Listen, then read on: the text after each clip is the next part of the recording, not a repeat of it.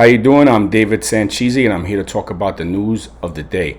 All right, I'm here to talk about something that's going around the rumor mill, and it's not good for President Trump, but I don't know if it's really going to happen, but it's really strong theory that President Trump is about to be indicted by Cy Vance of the New York City DA's office. Supposedly, that was all the whole purpose of them getting his taxes and looking into what his ex-lawyer Michael Cohen was saying. And I have some theories about this, and I'll get into that in a second, but I want to get into this first.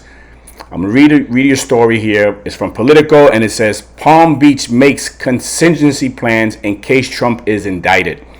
Law enforcement officials in Palm Beach, California have actively prepared for the possibility that Manhattan DA Cy Vance could indict former President Donald Trump while he's at Mar-a-Lago, according to two high-ranking county officials involved in planning sessions. Among the topics discussed in those meetings is how to handle the thorny extradition issues that could arise if an indictment moves forward. An obscure clause in Florida's statute on interstate extradition gives Governor Ron DeSantis the ability to intervene and even investigate whether an indicted person ought to be surrendered to law enforcement officials from another state, which means that as Mar-a-Lago prepares to close down for the season and Trump relocates to Bedminster, New Jersey, it isn't just the Florida that he's leaving behind. He could lose a piece of political protection. Okay, I want to talk about this right now and how all the stuff that's gone on over the last year, the looting, the rioting, the murders, how the feds have basically just let all the people who committed these crimes, the looting, the violence throughout the summer last year, they just letting everybody go. Not counting where here in New York City alone, they just emptied out the prisons. They emptied them out, let all these criminals back onto the street, all because of COVID, as they called it. So you have tons of criminals running around, and from what I understand, what they're looking to arrest President Trump for or indict him on has to do with a bank loan. Not a violent crime. What they're always talking about, they want to let all non-violent offenders go, but they're looking to nail the president on this nonsense. I do believe it's more in depth than that. I believe it's because they're starting to panic because they know everything that's happening on, all the orders going on all over the country now.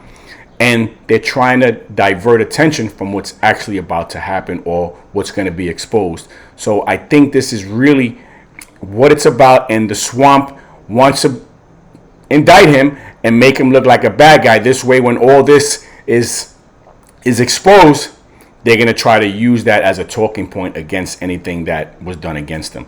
They never stop. These people are just really, really bad people that need to be removed from office, from governmental places, government offices, anything to do with the government. These people need to be gone. Besides being arrested, they need to be arrested and have their keys thrown away. This guy, Cy Vance, is so pro-criminal that he actually just went after the president because he doesn't want to lock up real criminals. It's really disgusting what's going on in New York City.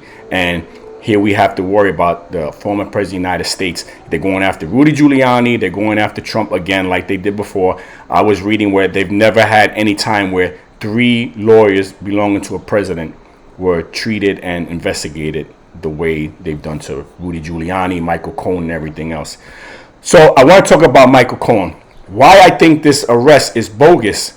If you understand how law works, right? Originally, Michael Cohen was investigated because it has to do with the Russia collusion. I believe that's where his whole investigation started. I don't know what kind of lawyer Michael Cohen has, but that whole Russia collusion thing was proven to be a hoax. Now, it was a bad investigation, and it was exposed as being illegal. So from that, and then they went to President Trump from that investigation. So that investigation in itself was bad. So President Trump's investigation should be bad. It's called Fruits of the Poisonous Tree. If you get anything that comes from illegal searches, unauthorized warrants like they did, anything you get from that crime, no matter what it is supposed to be thrown out. So maybe I'm wrong, but if I remember correctly, Michael Cohen was investigated by the Southern District of New York that was investigating President Trump from stuff they got from the FBI that was from the Russia investigation. So I don't know what kind of lawyers these guys have, or maybe I'm wrong. If someone knows that Michael Cohen's investigation came from something else, put in the comments and I'll retract that statement. But when you have a bad investigation, anything that comes from it's supposed to be bad. For whatever reason, just like they did with General Flynn and everything else, they proceeded with these illegal investigations and they ended up arresting people and throwing people in prison. But the evidence is there now that this whole Russia collusion investigation was a farce. Illegal warrants, illegal surveillance. So I don't even know how they're going forward with this case, if that is from that case, because I'm almost pretty positive that's where it's from. So hopefully he gets himself a good lawyer and this case just gets dismissed, because this is nonsense what they're doing to the former president. So, okay, actually, I am looking into what Michael Cohen was arrested for, and we're going to look right here, and I'm going to show you that what he was arrested for actually is what I'm talking about, and I don't know how this case is going forward if they do go against Trump. We're going to see. Michael Cohen went to prison for arranging payments to silence women who claimed to have had affairs with President Trump and for lying to Congress. His sentencing stemmed from special counsel Robert Mueller's investigation into Russian interference in the election. So right there you have it. He was investigated and put in prison because Robert Mueller did an investigation into Russian interference, which we now know was all a setup. The warrants, the spying, everything that went on. Totally bad. Okay? Now, I'm going to show you what I was talking about. Fruits of the poisonous tree. Fruits of the poisonous tree is a doctrine that extends to the exclusionary rule to make evidence inadmissible in court if it was derived from evidence that was illegally obtained. As the metaphor suggests, if the evidential tree is tainted, so is the fruit. So in other words, anything, and that means anything. If you do a warrant from a guy and you get 50 kilos of whatever it is, cocaine or heroin, whatever it is, you find out that he did something else that was a crime when you did that warrant. Guess what? Everything, because that warrant was gotten unjustly and was wrong, everything from it is illegal. I don't know how they can go forward with this case. Hopefully Trump has a good lawyer. I'm not a lawyer, but I was in law enforcement and I know all about this rule and this law. So I'm just saying, I don't see how they can go forward with this case with all the evidence they now have that proving that the Russian collusion hoax and everything they got from there was a farce.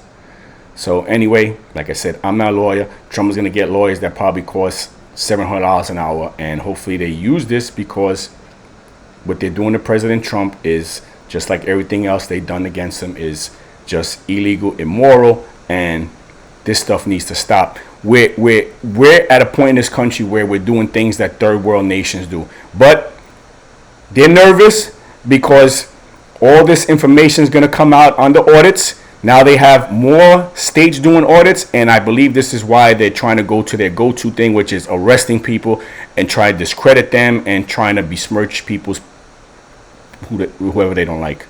So anyway, that's all I have for today. We'll see if President Trump gets arrested, like they're saying, or indicted, like they're claiming right now. Hopefully it doesn't. Hopefully all this stuff goes away. But I just don't see the swamp letting all this stuff happen without them fighting back. This is what they do. It's sad that in America we have this kind of stuff going on.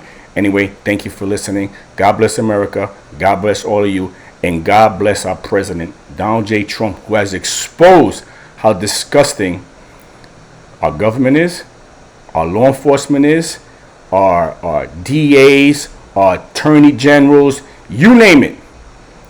Our judges. Seems like everybody's got their hand in the cookie jar, and they're fighting back now because all their corruption is going to be exposed. And I hope when it is exposed, we show no mercy to these fools. Anyway, thank you for listening.